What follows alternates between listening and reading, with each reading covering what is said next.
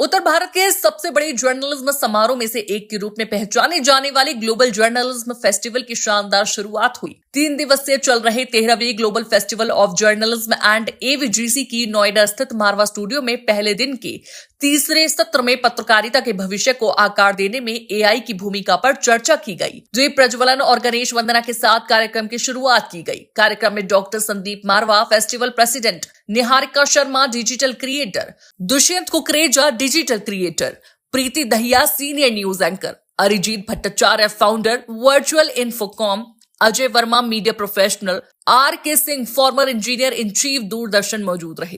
कार्यक्रम में उपस्थित अतिथिगण का बुके देकर स्वागत किया गया। Doctor Sandeep Marwah, festival president, ने कहा, लोगों को आर्टिफिशियल इंटेलिजेंस को सही से समझकर उसका उपयोग करना चाहिए। एआई के आने से हर क्षेत्र में बहुत बदलाव हुआ है और भविष्य में भी होगा। वहां मौजूदा अतिथिगण ने भी एआई पर अपने अपने विचारों को साझा किया।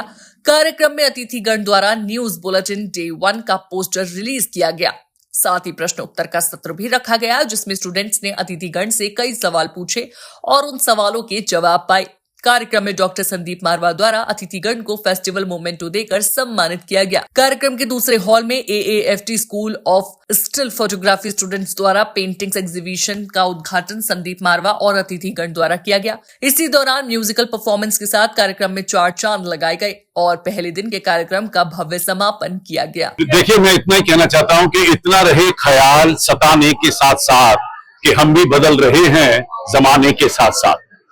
आर्टिफिशियल इंटेलिजेंस ने जर्नलिज्म को भी टच किया है और एक बहुत बड़ा इसमें बदलाव आया है। सारी दुनिया ने देखा कि दुनिया के राष्ट्रपति और प्रधानमंत्रियों ने कुंभ के मेले में जाकर स्नान कर लिया है। अब इसमें कुछ अच्छाई भी है, कुछ बुराई भी।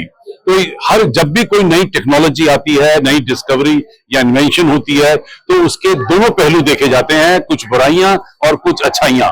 तो हो सकता है कि इस वक्त क्योंकि आर्टिफिशियल इंटेलिजेंस ने जर्नलिज्म के ऊपर एक प्रभाव डाल दिया है, तो बहुत सारा क्रिटिसिज्म भी पैदा हुआ है। आज के इस सेमिनार का सबसे बड़ा तात्पर्य यही था कि आफ्टर ऑल आर्टिफिशियल इंटेलिजेंस को भी तो हम ही लोग ऑपरेट कर रहे हैं। तो इसका हमें क्या करना है कि मशीनों का इस्तेमाल करना है, मशीनों से इस्तेमाल नहीं होना है।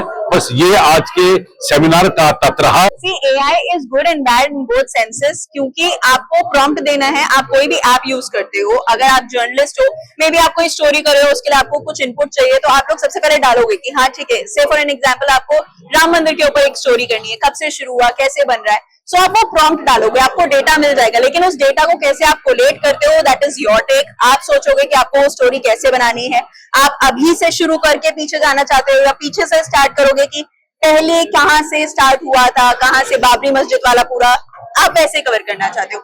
सेम फॉर एन एग्जाम्पल, आप क्रिएटर बनना चाहते हो, आप वीडियोस बनाना चाहते हो, तो आपको डिसाइड करना है कि आप अपने आइडिया भी वहीं से लेना चाहते हो या फिर आप ये चाहते हो कि आपका खुद का आइडिया है, उसमें आप किस किस एंगल को कवर करना चाहते हो। सो AI will always help you. The only thing is कि आपको उसको सिर्फ एक हेल्पिंग टूल की तरह लेना है, उसके ऊपर कंप्लीटली डिपेंडेंट नहीं हो जाना है, because the day you will be completely dependent on it, आपका दिमाग काम करना बंद कर देगा।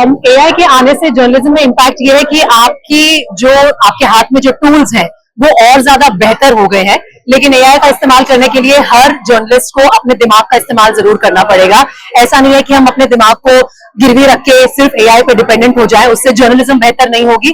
फ्यूचर ऑफ जर्नलिज्म तभी बेहतर होगा जब हम इन टूल्स का, चाहे वो AI हो, चाहे वो ChatGPT हो, चाहे कुछ और इंटेलिजेंट टूल्स आने वाले जमाने में आए, उनका इस्तेमाल अपने सेंस ऑफ जर्नलिज्म के साथ मिलाकर अगर करेंगे तो future of journalism is very bright, क्योंकि हमारे पास बेटर रिसर्च स्टोरीज होंगी, हमारे पास बेटर टॉपिक्स होंगे जिन्हें हम कवर करना चाहते हैं। लेकिन अगर हम सिर्फ और सिर्फ AI पे डिपेंडेंट हो जाएंगे तो हम जो ह्यूमन एंगल ऐड होता है उसे पीछे छोड़ देंगे, and that we can not afford to do in any situation. AI के आने के बाद से मेरे हिसाब से देखा जाए तो जर्नलिज्म पे बहुत कुछ इम्पैक्ट नहीं पड़ा है। इम्पैक्ट बस इतना ही पड़ा है, फॉर दैट मैटर, कि हमारा न्यूज जो है उसका स्पीड बढ़ गया है। क्योंकि पहले क्या होता था कि आप रिसर्च करने के लिए 25 किताबों को देखते थे या पूछते थे, फोन करते थे, बैकग्राउंड्स में जाते थे। अभी क्या है कि AI के आने के बाद आप एक क्लिक करते हैं, आपके पास सारा डेटा आ जाता है। हम बस डेटा एनालिसिस और रिसर्च के लिए AI को अगर रखते हैं तो जर्नलिज्म की एक्यूरेसी और ट्रस्ट बना रहेगा।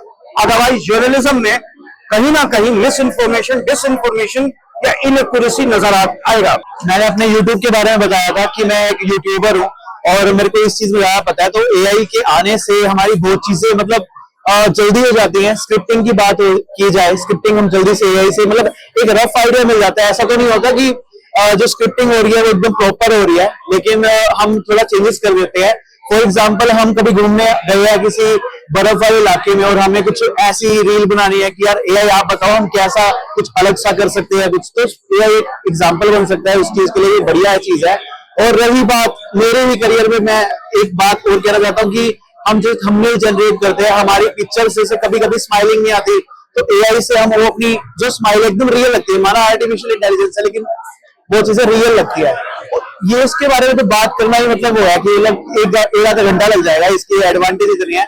और मैं तो ये कहना चाहूंगा AI से देखो फोन के भी साइड इफेक्ट्स होते हैं और अच्छे फायदे भी होते हैं, तो ऐसे AI के भी बहुत साइड इफेक्ट्स भी है और अच्छे फायदे भी हैं। लेकिन हाँ भाई, अगर फ्यूचर में आगे चलना है तो AI को थोड़ा हमने फोकस मतलब उसके पॉजिटिव देखने चाहिए।